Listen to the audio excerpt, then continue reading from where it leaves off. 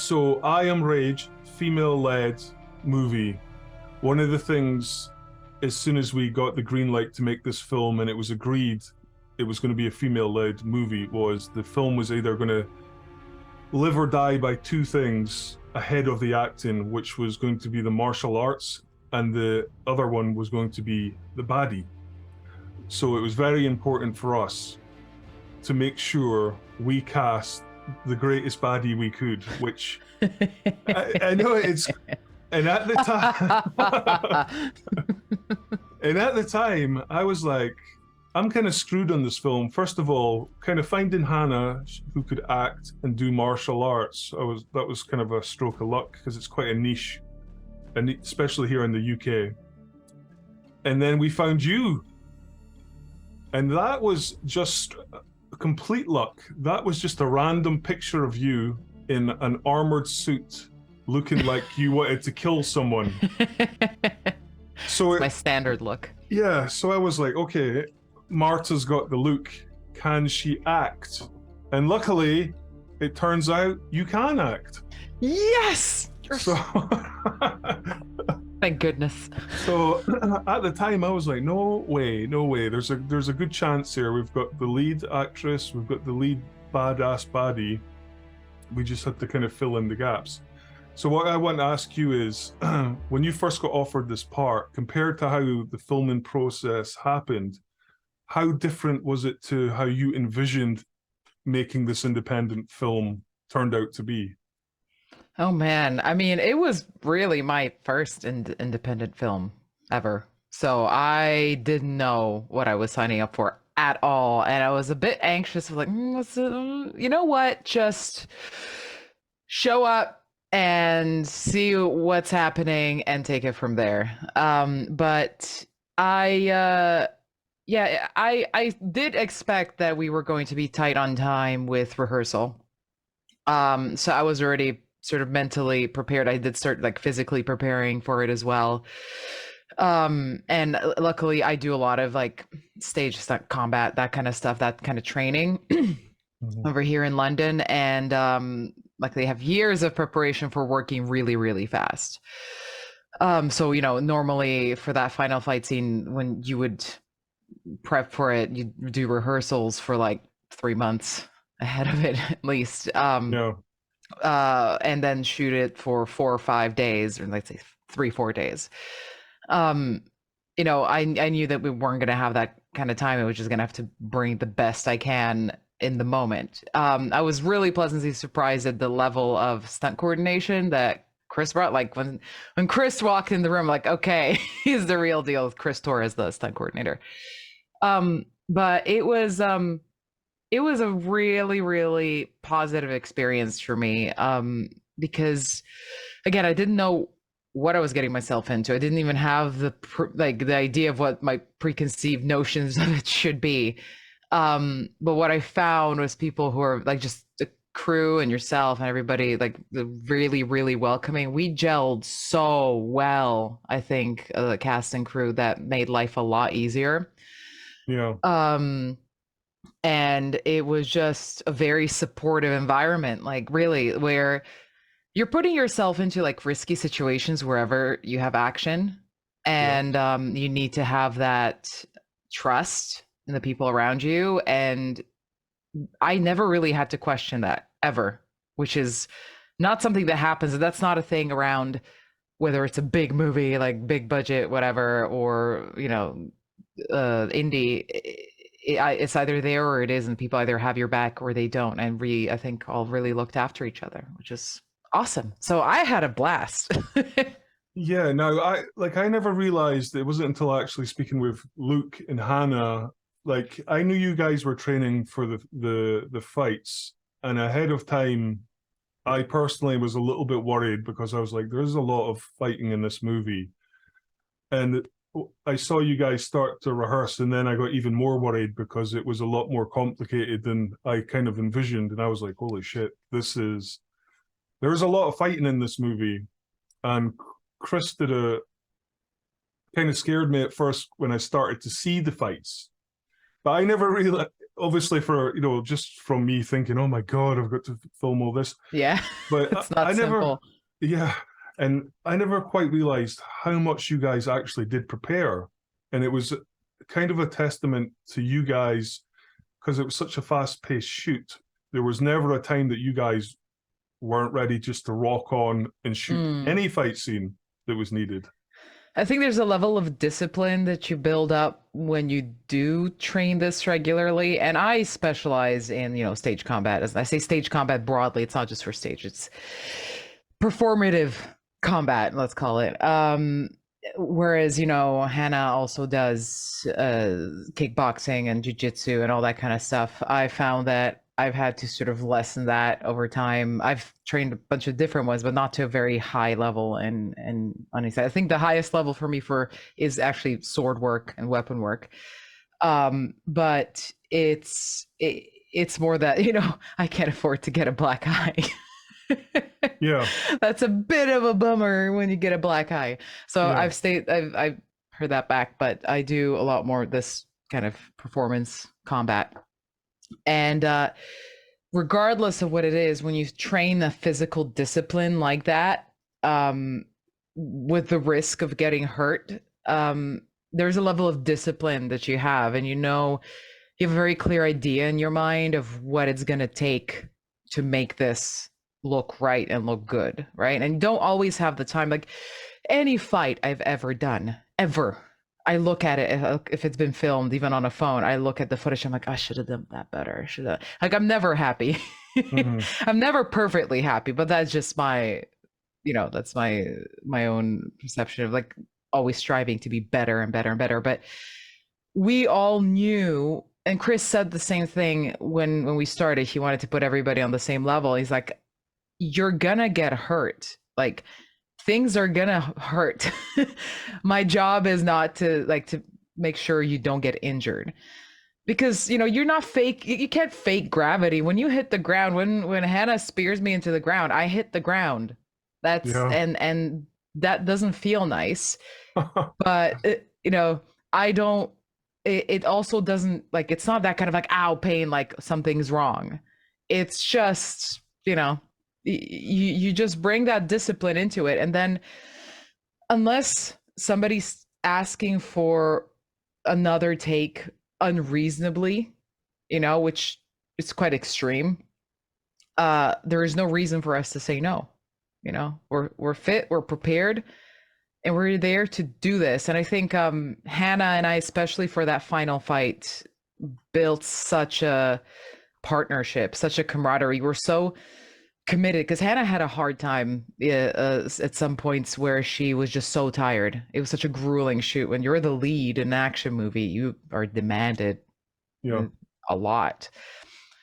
But she never said no to doing another rehearsal. And we were rehearsing in our spare time in the rooms, in the whatever, anytime we had to even just walk it, um we wanted to. So by the time it came to the day of that shoot, we were so determined to make all of that choreography that we had practiced so hard happen. The no take was going to be denied, or like just get it done, Now she told me when we did the interview earlier that it was almost kind of nearly impossible for her to remember all of the moves. So she really counted on you guys knowing your moves, which would kind of click her in real time into remembering what's going on. Because, like you said, she was in it. She was in it a lot. Yeah, There was a lot to learn. on the Uh, fly. and we shot, like, we'll go back to the final fight, but there was a lot of stuff going on in this movie, and there Yeah, you could argue we probably didn't have enough time to really do what we were planning. yeah. It was quite overly ambitious thinking back now. Like, I can still remember times watching you guys fighting and going, I I mean, just we didn't get to choreograph before we were on set. You know what I mean? Before those few days before we started principal photography. So, we had those 3-4 days with Chris, and we didn't even get to choreograph the opening scene. we never really had any I think there was one maybe accident where when she was fighting Nico, she bumped her head, but apart from that, You guys, well, I don't Yeah. know. You just probably I went fell home. on a root very early on in the final fight. I like my back went straight onto a root and I was like, oh, Oh, yeah. I was going to I ask you, just right? keep going. You guys had that. You guys really did have the final fight down, and it Yeah. was actually a lot longer, and I kind of trimmed it down. But Hmm. one thing is, you guys trained for that fight in a nice big open room, and then on the day That was it not was a big room raining, for training. That was wasn't? not a big room for training. That was way too small. We were constantly worried that we were going to destroy the nice things, pieces of furniture on the side. That room was like a quarter of the size of the room you want to have for training this kind of stuff. Yeah, but Yeah. when it came to the final fight, what we never anticipated and we had to deal with regardless was it was raining, and then the place got pretty boggy pretty quick. Yeah. And I was like, oh, this might be a problem. But regardless, we shot the whole final fight in half a day, Mm-hmm. which Six was hours. which was crazy. And then we had to do all the dialogue scene, your death scene, Mm. wrap up Antonia, wrap up Hannah. So Yeah. looking back, it was like yeah, it was goddamn, it was crazy. That was the one thing I was afraid of. And you can ask Lorraine, like that was the one thing where I was like, are you sure you can't give us like another half day the next day to do this scene? Are you sure we can't extend it? Are you sure? Lorraine, are you sure? Like that was the one thing where I was like advocating to have a little bit more time, but when we saw we weren't gonna get it, then Hannah and I were just like, right, we're gonna I make didn't. this work. I honestly didn't think we are going to get through it. And I mean, we had two cameras running for your fight, but Yeah. even then, I was like, I just Well, don't. we just decided we weren't gonna let it not. We're not gonna let the day not succeed. We're not gonna let it. So you saw how hard we just. There was just this like. You probably noticed the laser focus that we both brought, like, because that was the thing. That was the thing that we had to do that day, and we just, you know, Yeah. kept going. And to put into context how fast we're moving, poor focus Kev never really ever got a mark for focus. So I mean, I don't know how he kept you guys in focus, but Yeah. that was a very very quick, brutal. I mean, you guys were really hurt. Like, there's some like I was going back through the edit for some promotional, and there's a bit where you guys are Mm. trading blows. You guys are really hitting each other. You can see. Yeah. It's Well, it has to be there's contact's not necessarily bad. You know, when you train for stage combat, there are angles at which you can safely make contact. There's little rules like, you know, soft on soft. So you try to block something that's being thrown with like the soft part, like muscles, not with bone. You know, you're yeah. not gonna go like this because this is gonna hurt. The same thing. I did have like a little pad on my right forearm for that kick because she was Ah, going just when she was doing that little kick, no, the little kick, that big freaking side kick, and I have to like go yeah. and block I did. that. She Yeah. really sends that leg, and so and that's shin first. So and there's no other way for her to send that. So it did She have a little pad, but she pads actually don't do said as much as you think. she never realized how heavy the actual boots she was wearing were, and she said it did kind of affect her kicking because it would follow through more. Yeah, You know, so yeah. yeah. Oh, that's good to know because I watched that scene where you block it, and I'm like, that Yeah, looked though like it she hurt. really goes for it, but because we just figured it out, you know, we talked through it. We went through everything so many times that we worked out what we're okay with. And I was gonna have to take some of that impact, you know, and if I'm like, okay, then I'm just gonna take some of that impact, just like falling over, like you're gonna take that impact, you know, and there's just things where all those things, like for example, when you punch, you try not to punch with the knuckles ahead, like what would be a more correct martial punch. You kind of you go for like the upper shoulder with sort of a much limper fist and all that. There's little bits and tricks where you can make what looks like savage impact Yeah, without actually hurting each other, because you need to be able to do that 20 times over if the take, you know, the yeah. scene demands it. So One. there's little tricks. It still hurts, but it's not so bad. So the next thing I want to talk about is you are the lead baddie. So like this for me, and like I was explaining to the other guys, I mean, it's a really stupid film. And I mean that in a good way. It's a Yeah. lighthearted, switch your brain off, kind of 90 minutes entertainment, and you're like, you know what I mean? That was Yeah. crazy. What did I just watch? So I thought it was kind of going back to having a good villain, and I didn't do this intentionally, but I wanted you to be almost like a cartoon villain. Does that make sense? Yeah. And I think we captured that in your intro. As soon as Yeah. I filmed you coming out the car, I was like, okay, we're good. We're good here. Yeah. Like And graphic novel. and like I was saying to Luke, these kind of movies only work, obviously the martial arts, but if the villain's not good and the audience doesn't want you to die or get your comeuppance, then the movie falls flat. Yeah. And you nailed it. Yes! I Yeah. am bad. I'm evil. I You do good. I were give good mean face. you did you give a couple of good stares in this movie where people, you know, I mean, no words are needed. Yeah. You can tell you're wanting to kill people. Yeah. And I was There's just gonna, also, I was gonna say, like, it's power as well. Like, I think a big thing was like giving people a reason to, a non-performative reason for why everybody's afraid of me. yes, yeah, Why is my family afraid? Why is Peter, aka Jamie, who is, 6'3", 4", like built, why is he afraid of me?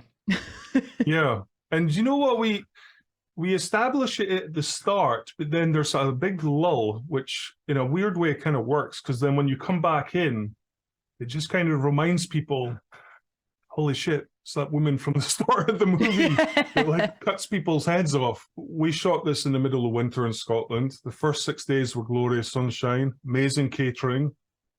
We go to Aberdeenshire and then we're hit with snow, wind, rain, non-stop wind.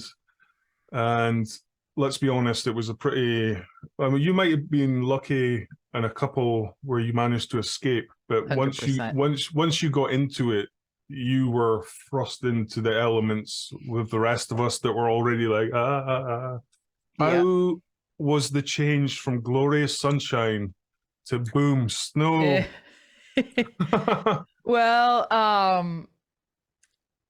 I don't, for me, I don't think it was as extreme for you guys because as the baddie, you end up having, you guys expertly scheduled it that I had days where it was just me because the baddie is actually kept separate from Yeah, the rest of the cast for a very long time until you finally meet.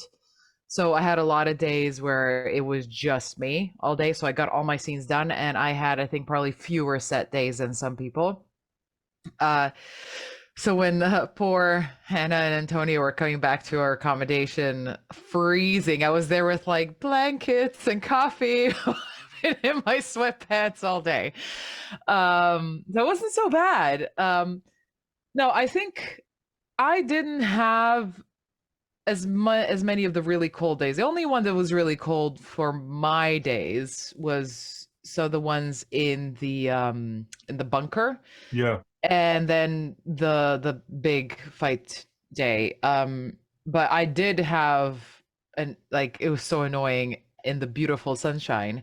It wasn't just sunshine, it was wind and my Mm-hmm. hair kept blowing Yeah, yeah, everywhere. That was getting to me.